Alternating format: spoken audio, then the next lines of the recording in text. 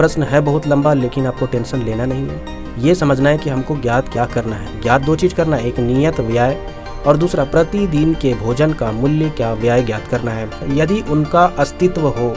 ठीक है, तो पहले इसको चेक कर लेना भी होगा कि इनका अस्तित्व है कि नहीं। अस्तित्व होगा तो फिर हल ज्ञात करेंगे किसी भी बीजीय गणितीय मेथड से। विलोपन विधि से इसका हल निकालेंगे। लोगों ने x को क्या माना था, छात्रावास का जो नियत व्यय था उसको माने थे x, तो वह क्या है 400 रुपया, और प्रतिदिन भोजन का, ठीक है, प्रतिदिन भोजन का व्यय उसको माने थे y, वह कितना है 30 रुपया, तो लिखेंगे 30 रुपया। आप सभी का स्वागत है आपके अपने YouTube चैनल जीएम स्टडी में। आज के वीडियो में हम लोग पढ़ने वाले हैं एक्सरसाइज 3.5 का क्वेश्चन नंबर 4 का पहला क्वेश्चन करने वाले हैं। तो क्वेश्चन पहले पढ़ लेते हैं। निम्न समस्याओं में रैखिक समीकरणों के युग्म बनाइए, यानी नीचे समस्या है, ठीक है, इस समस्या को पढ़ना है और उसका रैखिक समीकरण का जोड़ा बनाना है, यानी 2 समीकरण आपको निकालना है रैखिक समीकरण। उसके बाद उनके हल यदि उनका अस्तित्व हो, यानी उनका हल यदि उनका अस्तित्व हो, ठीक है, तो किसी बीजीय गणितीय विधि से ज्ञात कीजिए, यानी किसी भी बीजीय गणितीय विधि से ज्ञात करना है। बीजीय गणितीय विधि कहने का मतलब है आप उसे विलोपन विधि से भी ज्ञात कर सकते हो, या फिर वज्रगुणन विधि से भी ज्ञात कर सकते हो, या फिर प्रतिस्थापन विधि से भी ज्ञात कर सकते हो, या फिर ग्राफीय विधि से भी। आपकी जो इच्छा करे वही उसी से ज्ञात कर सकते हो, कोई दिक्कत नहीं है। तो सबसे पहले देखिए हम इस प्रश्न को पढ़ लेते हैं। एक छात्रावास के मासिक व्यय का एक भाग नियत है तथा शेष इस पर निर्भर करता है कि छात्र ने कितने दिन भोजन लिया है। जब एक विद्यार्थी ए को जो 20 दिन भोजन करता है और 1000 रुपये छात्रावास के लिए व्यय के लिए अदा करने पड़ते हैं, जबकि एक विद्यार्थी बी को जो 26 दिन भोजन करता है छात्रावास के व्यय के लिए 1180 अदा करने पड़ते हैं। नियत व्यय और प्रतिदिन के भोजन का मूल्य ज्ञात कीजिए। देखिए प्रश्न है बहुत लंबा, लेकिन आपको टेंशन लेना नहीं है।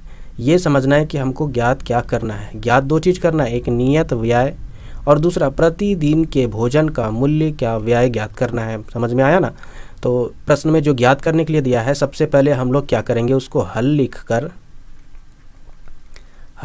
सबसे पहले क्या कर लेंगे, मान लेंगे। तो लिखेंगे, तो पहला क्या चीज़ माने हैं, माना कि छात्रावास का नियत व्यय बराबर x रुपया, और दूसरा माना कि छात्रावास का प्रतिदिन के भोजन का व्यय y रुपया है। तो नीचे यहाँ पर हम लोग क्या करेंगे, 2 समीकरण निकालेंगे। तो लिखेंगे प्रश्न के अनुसार, तो होता है प्रश्नानुसार। तो पहले पढ़ लेते हैं प्रश्न को। एक छात्रावास के मासिक व्यय का एक भाग नियत है तथा शेष इस पर निर्भर करता है कि छात्र ने कितने दिन भोजन लिया है।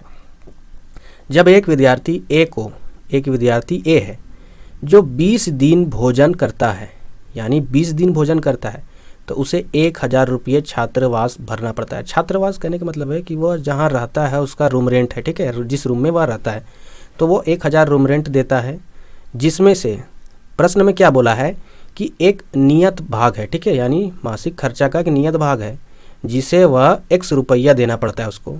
बाकी अतिरिक्त जितना भी वह भोजन करता है प्रतिदिन का, उसको अतिरिक्त देना ही होगा।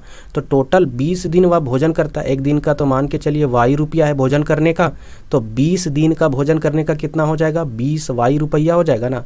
तो जो फिक्स है वो तो पैसा लगेगा ही, जो x रुपया है, प्लस 20 दिन का भोजन का खर्चा 20 y हो गया। ये दोनों का खर्चा कितना देता है छात्रावास, 1000 रुपया। तो लिखेंगे 1000, ठीक है। ये आपका यहाँ पर समीकरण नंबर 1 निकल कर आया। इसके बाद हम लोग क्या करेंगे, यहाँ पर प्रश्न को दोबारा पढ़ेंगे। तो यहाँ पर आगे प्रश्न को आगे पढ़ते हैं। तो प्रश्न आगे क्या है, जबकि एक विद्यार्थी बी है जो 26 दिन भोजन करता है और छात्रावास के लिए व्यय के लिए 1180 रुपया देता है, यानी वह 26 दिन भोजन करेगा तो वह अतिरिक्त भोजन का पैसा है। जो 1 y यहाँ पर एक दिन का भोजन का खर्चा है, तो 26 दिन का भोजन का खर्चा 26 y हो जाएगा। तो यहाँ पर आगे प्रश्न में यानी आपका x रुपया तो लेगा छात्रावास के लिए क्योंकि वो फिक्स है, और 26 दिन जो एक्स्ट्रा आपने खाना खाया उसके लिए 26 y लेगा, और टोटल जो खर्चा वो दिया है वो कितना दिया, 1180 रुपया। तो लिखेंगे 1180, इसको समीकरण नंबर 2 मान लेना है। इसके बाद हम लोग क्या करेंगे, यहाँ पर प्रश्न में ध्यान से देखिए, ये जो 4th नंबर वाला प्रश्न है, यदि उनका अस्तित्व हो, ठीक है, तो पहले इसको चेक कर लेना भी होगा कि इनका अस्तित्व है कि नहीं। अस्तित्व होगा तो फिर हल ज्ञात करेंगे किसी भी बीजीय गणितीय मेथड से। तो चलिए सबसे पहले अस्तित्व ज्ञात करने का क्या तरीका है, पहले इस समीकरण को थोड़ा सा चेंज कर देते हैं। समीकरण 1 को हम लोग क्या करेंगे, x प्लस 20y, ये 1000 जो है इसको इधर कर देंगे तो ये प्लस से माइनस में हो जाएगा और बराबर इधर 0 लिख देंगे। इसको समीकरण नंबर 3 मान लेना है। इसके बाद फिर ये जो समीकरण नंबर 2 है इसको क्या करेंगे, x प्लस 26y है, इसको इधर कर देंगे माइनस में, तो ये हो जाएगा 1180 बराबर 0। तो ये समीकरण नंबर 4 मान लेना है, ठीक है। अब आगे क्या करेंगे, यहाँ से हम लोग a1 a2 b1 b2 और c1 c2 रेशियो निकालेंगे, क्योंकि उसी से हमको पता चलेगा कि अस्तित्व है कि नहीं। तो चलिए निकालते हैं उसका रेशियो। प्रश्न को ध्यान से देखिए, यहाँ पर समीकरण नंबर 3 को देखना है और समीकरण नंबर 4 को देखना है, ये 1 2 को मत देखना है। समीकरण नंबर 3 में यहाँ पर यदि हम रेशियो निकालना चाहें तो यहाँ पर a1 बटा a2 का यदि रेशियो निकालना चाहे यानी अनुपात, तो a1 क्या होता है, समीकरण नंबर जो 3 है उसमें x का गुणांक होगा, वह क्या है 1 है, तो लिखेंगे 1 बटा a2 क्या है, समीकरण नंबर 4 में जो x का गुणांक होता है वही a2 होता है, तो वह भी 1 है। उसके बाद फिर हम लोग क्या निकालेंगे, b1 बटा b2, b1 क्या है, समीकरण 3 का जो y का गुणांक जो है वही b2 हो जाएगा, यानी 20 है, तो लिखेंगे 20 बटा b2 क्या है, जो समीकरण नंबर 4 है उसका y का गुणांक यानी 26। इसको सॉल्व कर लेंगे तो कितना हो जाएगा, 2 से काटिए, 2 दहिए 20, ये कटेगा 2 एकम 2 2 3, यानी 10 बटा 13 आया, ठीक है, 10 बटा 13 b1 बटा b2। इसके बाद फिर ध्यान से देखिए c1 बटा c2 निकालना है।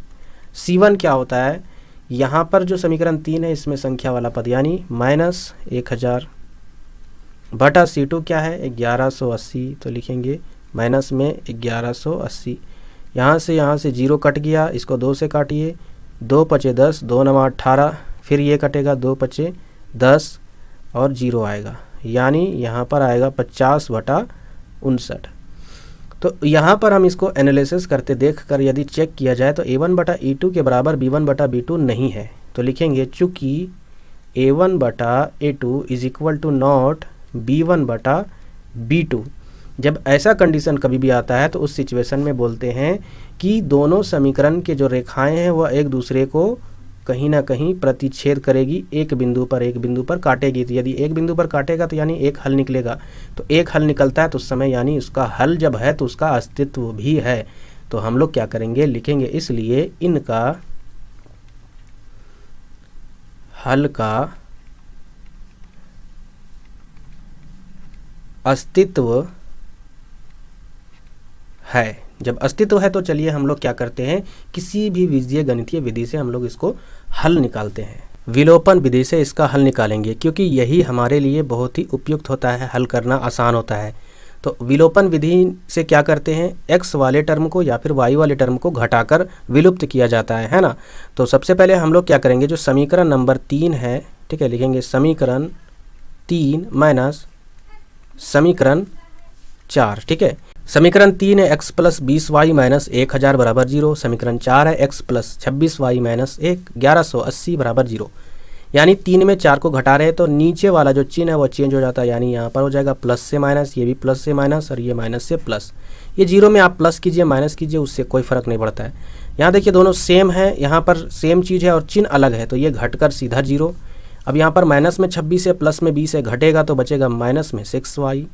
उसके बाद यहाँ पर देखिए ये प्लस में 1180 और माइनस में 1000, यानी 1000 घटेगा तो यहाँ पर प्लस में बचेगा 180 बराबर 0। तो यहाँ हो जाएगा माइनस 6y बराबर 180, इधर आ जाएगा तो ये माइनस में हो जाएगा, इधर आ गया बराबर से, तो यहाँ पर हो जाएगा देखिए ये माइनस से माइनस तो कट गया और y बराबर हो जाएगा 180 बटा 6। 6 से ये कितना बार में कटेगा, 3 बार में, और 0 आ जाएगा, यानी y बराबर 30 आया। इसके बाद फिर क्या करेंगे, लिखेंगे y का मान समीकरण 3 में रखने पर,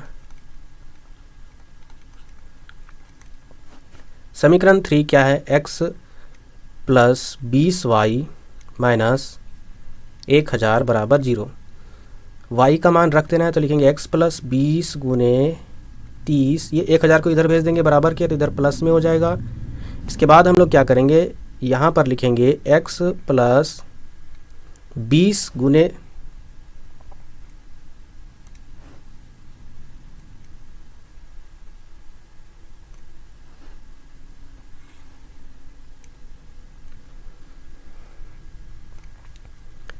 लिखेंगे x प्लस 20 गुने 30 क्या हो जाएगा, 2 तिया 6 यानी 60 हो जाएगा, 600 हो जाएगा, है ना। 2 तिया 6 और डबल जीरो बैठ जाएगा। उसके बाद फिर लिखेंगे बराबर 1000, फिर लिखेंगे x बराबर 1000, 600 इधर आ गया तो माइनस में हो जाएगा 600, तो x बराबर 600 1000 में घटेगा तो बचेगा 400। यानी यहाँ पर इस प्रकार हम लोगों ने x को क्या माना था, छात्रावास का जो नियत व्यय था उसको माने थे x, तो वह क्या है 400 रुपया, और प्रतिदिन भोजन का, ठीक है, प्रतिदिन भोजन का व्यय उसको माने थे y, वह कितना है 30 रुपया, तो लिखेंगे 30 रुपया। यही आपका फाइनल आंसर है। तो उम्मीद करते हैं कि आपको यह वीडियो पसंद आया होगा, तो प्लीज़ वीडियो को लाइक और चैनल को सब्सक्राइब ज़रूर कीजिएगा।